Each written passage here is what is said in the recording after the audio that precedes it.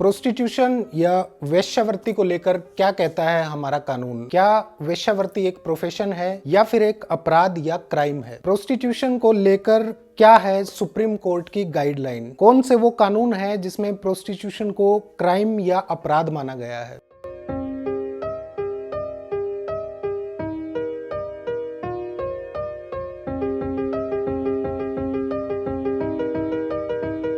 नमस्कार दोस्तों, मैं डॉक्टर सुरेश। कैसे हैं आप सब? दोस्तों, आज के इस वीडियो में हम प्रोस्टिट्यूशन यानी वेश्यावृत्ति को लेकर डिटेल में बात करेंगे और जानेंगे कि क्या वेश्यावृत्ति कानून की नज़र में एक अपराध है।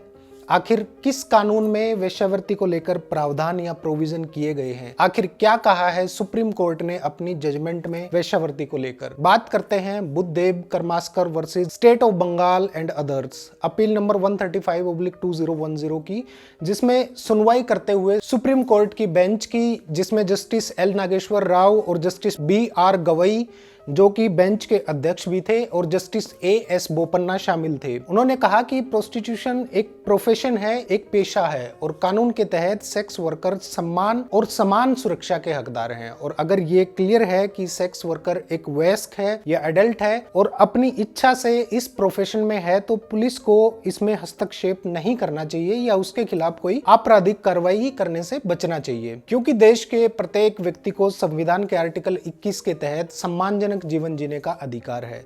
सुप्रीम कोर्ट की इस जजमेंट के बाद देश में वेश्यावृत्ति को लेकर चर्चा का माहौल गर्म हो गया और बात सामने आने लगी कि प्रोस्टिट्यूशन लीगल होना चाहिए या नहीं होना चाहिए। अगर हम IPC या इंडियन पिनल कोड की बात करें तो IPC के तहत वेश्यावृत्ति अवैध या इलीगल नहीं है, लेकिन कुछ गतिविधियां या एक्टिविटीज ऐसी हैं जो अधिनियम या एक्ट के कुछ प्रोविजन के तहत दंडनीय या पनिशेबल हैं। जैसे पब्लिक प्लेस पर वेश्यावृत्ति के लिए किसी को लुभाना, जो कि IPC के सेक्शन 292, 93 और 294 के तहत दंडनीय अपराध है। किसी नाबालिग या माइनर से वेश्यावृत्ति करवाना भी पनिशेबल अपराध है। किसी होटल में प्रोस्टिट्यूशन से रिलेटेड एक्टिविटीज करना या होटल का ऐसी गतिविधि में इन्वॉल्व होना या इस तरह की गतिविधियों का संचालन करना अपराध की श्रेणी में आता है। या किसी सेक्स वर्कर की व्यवस्था करके वेश्यावृत्ति में इन्वॉल्व होना भी एक अपराध की कैटेगरी में आता है। एक कानून पारित हुआ है जिसको PITA 1956 में हुआ था, the prevention of immoral traffic act 1956 या अनैतिक व्यापार रोकथाम अधिनियम कहते हैं इसे,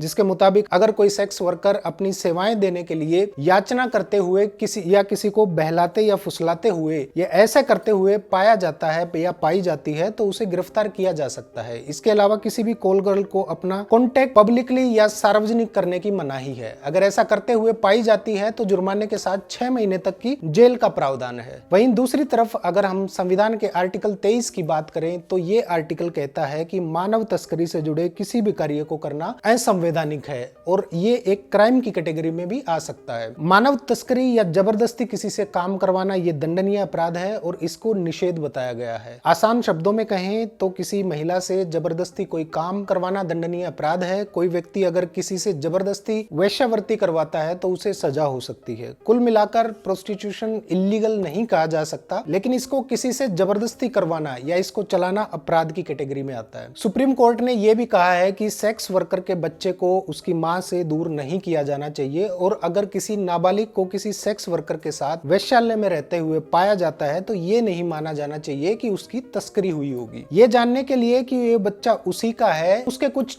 टेस्ट करवाए जा सकते हैं और अगर वो उसी का बच्चा पाया जाता है, ये प्रूव हो जाता है उन टेस्ट में, तो उस बच्चे को उसकी मां से अलग करना गैर कानूनी है। इसके साथ ही सुप्रीम कोर्ट ने यह भी कहा है कि मीडिया कर्मियों को सेक्स वर्कर की पहचान उजागर नहीं करनी चाहिए या आइडेंटिटी रिवील नहीं करनी चाहिए और अगर सेक्स वर्कर चाहती है तो उसे सुधार गृह में जाने दिया जा सकता है और उसके पुनर्वास की व्यवस्था भी की जा सकती है। संविधान के आर्टिकल 142 के तहत सुप्रीम कोर्ट ने एक इंटरिम ऑर्डर देकर केंद्र सरकार से इस मामले को लेकर जवाब मांगा है। इस पूरे मामले में सेक्स वर्कर्स, उसके बच्चे, दलाल या वेश्यालय सभी को कोर्ट ने लीगल प्रोटेक्शन दिए हैं, लेकिन सामूहिक तौर पर आज भी इसको अनैतिक माना गया है। ऐसे केसेस में जब पुलिस कहीं रेड करती है तो वहां जो महिला मिलती है वो वहां काम कर रही है या वेश्यालय चला रही है, ये कैसे निर्धारित होगा या डिसाइड होगा, इस बात पर अभी सुप्रीम कोर्ट ने कोई टिप्पणी नहीं की है, इस बारे में कुछ नहीं बताया है। वहीं प्रोस्टिट्यूशन को लेकर कुछ विद्वानों ने भी अपनी राय दी दी है, उनका मानना है कि अगर इसको लीगल कर दिया जाता है तो देश में अनैतिक गतिविधियां बढ़ेंगी। इसके साथ ही एड्स जैसी यौन जनित बीमारियों के बढ़ने का खतरा पैदा हो जाएगा। समाज के लिए तो ये अनैतिक होगा ही, लेकिन ये देश के लिए भी हितकारी नहीं होगा। सुप्रीम कोर्ट की इस जजमेंट को लेकर आपका क्या मानना है, कमेंट बॉक्स में जरूर बताइएगा। जुड़े रहिएगा आपके अपने इस प्लेटफॉर्म से, जहां आपको सरल भाषा में भारत के कानून के इंटरेस्टिंग फैक्ट्स और जानकारियां मिलती रहेंगी। चैनल को सब्सक्राइब जरूर कर लीजिए और वीडियो को